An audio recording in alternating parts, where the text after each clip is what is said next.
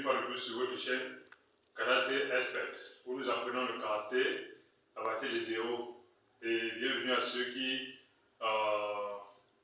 se sont nouvellement abonnés, bienvenue à ceux qui partagent les vidéos, bienvenue à ceux qui commentent et nous permettent de toujours apprendre, puisque le karaté c'est une école où on apprend. Et aujourd'hui on va parler justement des katas. Nous avons parlé précédemment des différentes parties du karaté, parmi lesquelles il y avait une partie qu'on appelait les katas, qui sont en fait un recueil de formes. Les katas sont une base de données, de techniques, qui permettent en fait de stocker, de propager les techniques au fil du temps. Parce qu'en fait, à l'époque de la formalisation du karaté, il n'y avait pas vraiment cette mentalité d'écrire des choses pour transmettre. C'est-à-dire qu'on transmettait une masse de techniques, pas par écrit, mais on les transmettait dans les katas. Donc on essayait de codifier un ensemble de mouvements successifs qui permettaient, lorsqu'ils sont appris, de pouvoir transmettre les techniques d'un niveau à un autre ou d'un élève à un autre. Et ces katas-là, on peut voir, lorsqu'on parle du karaté à la base, les katas d'apprentissage qui sont les plus vulgaires, on a le Taikiku, il y en a 6, il y a Taikiku Shodan, Taikiku Nidan, Taikiku Sandan, Taikiku Yondan, Taikiku Rukudan. Dès le début, à partir du Japon, il y en avait ces 5-là, mais il y a un 6e qui a été inventé, Taikiku Sandan, Taikiku Rukudan, c'est le 6e qui a été ajouté par le grand maître français, Henri Plé. C'est lui qui a ajouté donc Taikiku Rukudan. Lorsqu'on regarde donc au niveau du Shotokan, on va essayer d'émuler le Taikiku Shodan. Et nous n'allons pas ici apprendre forcément le Taikiku Shodan, mais c'est de donner l'image. L'idée dans le kata, c'est qu'il faut apprendre déjà le kata à partir de son schéma. Quelle que soit la succession des mouvements, il faut qu'on ait déjà au début quel est le schéma de ce kata-là. Ce schéma-là, on appelle ça les bunsen. Les bunsen, alors, c'est une schématisation graphique qui représente en fait l'ensemble des mouvements successifs d'un kata. Et dans le cas de Taikiku, son bunsen, c'est un H majuscule ou un I majuscule. Donc on a là et une barre au milieu. Ce qui va nous donner par exemple en Taikiku Shodan, on aura quelque chose du genre, on commence un kata par le salut. S'il doit me mettre peut-être d'une manière qui va permettre de rapidement déceler les bunsen, on y va, 1, Taikiku Shodan. Alors le mouvement c'est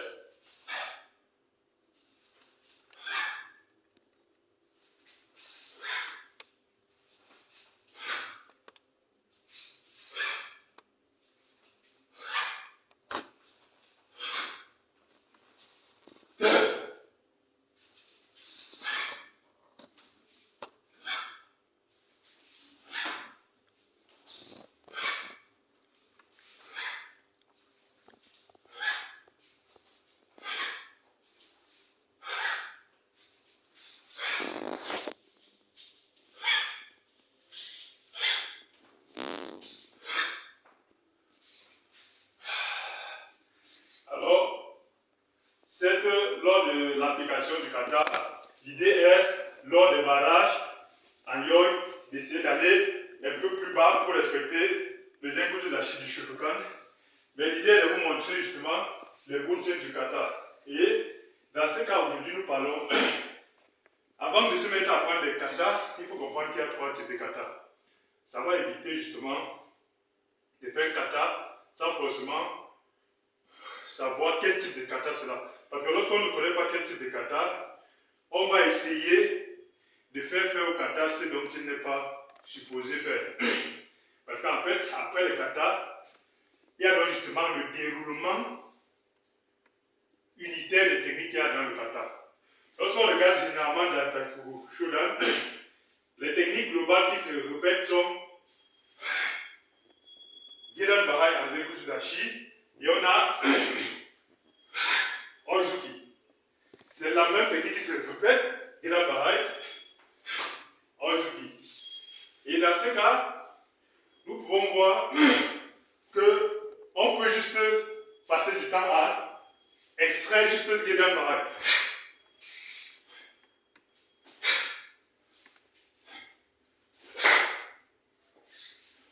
Comment on peut passer du temps à extraire par exemple exemple, Oisuki.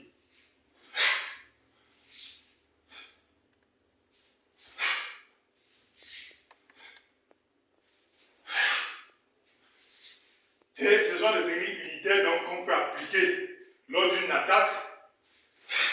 C'est une partie du kata, mais on applique cela. Et nous devons donc comprendre que ces katas-là, dans le Shotokan, on en a 26 plus les 6 Taikiku. Parce que les 6 Taikiku ne sont pas considérés comme des katas officiels du Shotokan, ce sont des katas introductifs. Dans le 6 Shotokan, on en a 26. Et on peut dire, un adepte du Shotokan doit apprendre environ 26 plus 6. On est dans le 32 kata. Un adepte du Shitoryu, par exemple, est dans les 54 kata. Un adepte du Shimburyu, nous ne pouvons pas donner le nombre exact. Un adepte du Gojuryu est dans la trentaine aussi. Mais il n'est pas important de connaître tout ça, mais il faut comprendre les principes qu'il y a derrière. Parce que les katas, en fait aussi, ce sont des éléments qui permettent de cacher un nombre de techniques. Tout le monde peut savoir, par exemple, que là, on a Giran Bahai, Oizuki, mais c'est la combinaison et la façon de faire ce Giran Bahai là qui peut créer des petites variations qui permettent de cacher en fait certaines techniques. Parce que justement, en karaté, on a plusieurs structurations selon les écoles. On a des techniques secrètes, des techniques Okuden, on a des techniques Ura qui sont des techniques qui sont apprises par tout le monde. Mais ce n'est pas de ça que nous allons parler aujourd'hui, c'est justement cette classification des katas en 3 types. Les Rinto kata, les Eion kata et les Rentan kata.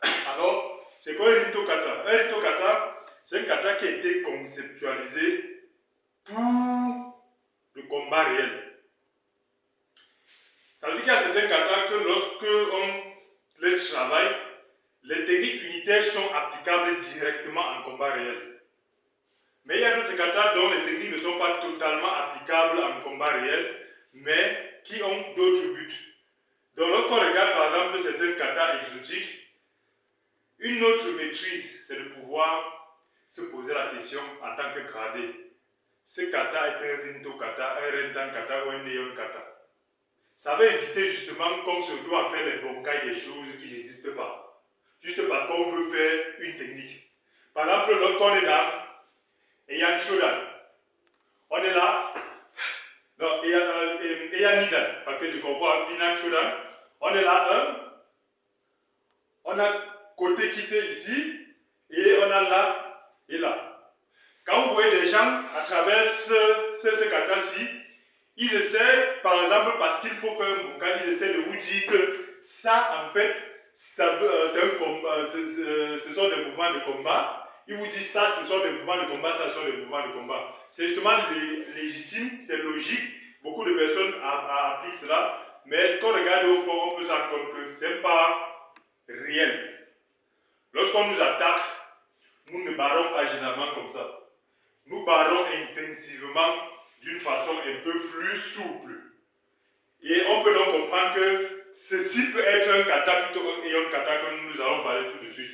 Alors, les Rinto kata sont les katas de combat qui permettent de codifier, donc ce sont des katas qui codifient les techniques pour être rapidement applicables en combat. Donc, dans ce cas, notre Taikiku Shodan, son Rinto, c'est un Rinto kata parce que en combat rapidement on peut faire. Et en ce moment, ce n'est pas forcément ça qui est la suite, mais on peut rapidement faire 1, 2, comme on peut faire 1 et 2. Et à ce moment, on n'a pas besoin de descendre justement comme on le fait dans le kata, parce que ça va perdre le temps. Et ce sont des applications possibles. Les Rinto kata, donc, ce sont des katas qui sont utilisés pour le combat réel. Le second type de kata, lorsqu'on a un kata devant, il faut se poser la question, est-ce que c'est un Rinto kata? Sinon, c'est un Eion kata. Un Eion kata sont des katas de démonstration. Ça veut dire que ce sont des katas qui ne sont pas utilisables forcément en combat réel, mais ce sont des katas qui permettent de démontrer un principe. Lorsqu'on prend par exemple le fameux Unsu du Shotokan, lorsqu'on demande à certains aînés, certains sensei, donnez-nous le bonkai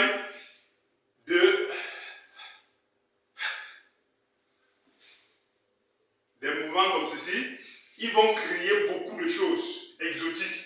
Mais on se pose la question, sur 100 karatékas, combien, lorsqu'on les attaque, sont capables de faire ces choses-là, ainsi de suite. Combien? On va voir que c'est bien beau lorsqu'on fait le bonkai de créer une situation qui n'existe pas et de dire que ceci veut dire quelque chose et on pique ainsi de suite.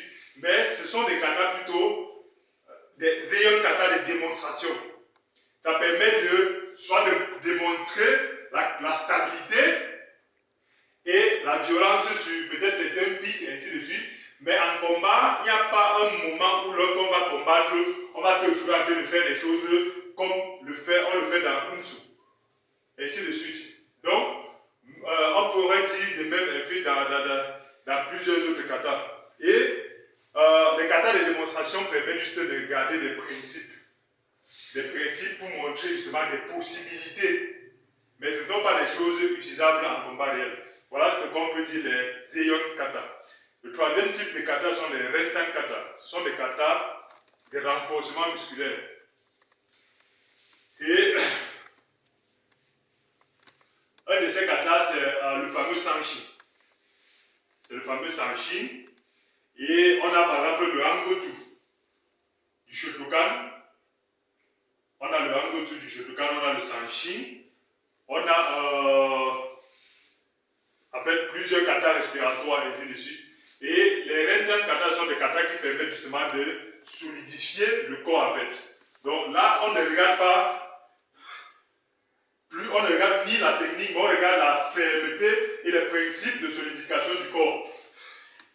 Ainsi de suite. Donc, lorsque dans le Hangotu, on regarde des positions, ce sont des katas qui permettent de voir si le corps a des principes physiques, en fait. Donc, les katas que nous avons généralement devant nous, lorsqu'on rencontre un kata, il faut se poser la question, est-ce un kata de combat, un Rinto kata? Est-ce un kata de démonstration, un Neon kata, ou un kata de renforcement musculaire, un Rentan kata? Et dans ce cas, ça va nous permettre, lors du bunkai, d'essayer de ne pas trop créer des choses virtuelles qui sont très jolies à voir, mais qui ne sont pas applicables. Et voilà un peu ces pistes-là, avant de se mettre à apprendre beaucoup de katas. Nous allons au fur et à mesure apprendre certains katas que nous pouvons, et ce sont des pistes d'études. Merci déjà et à bientôt. Hi.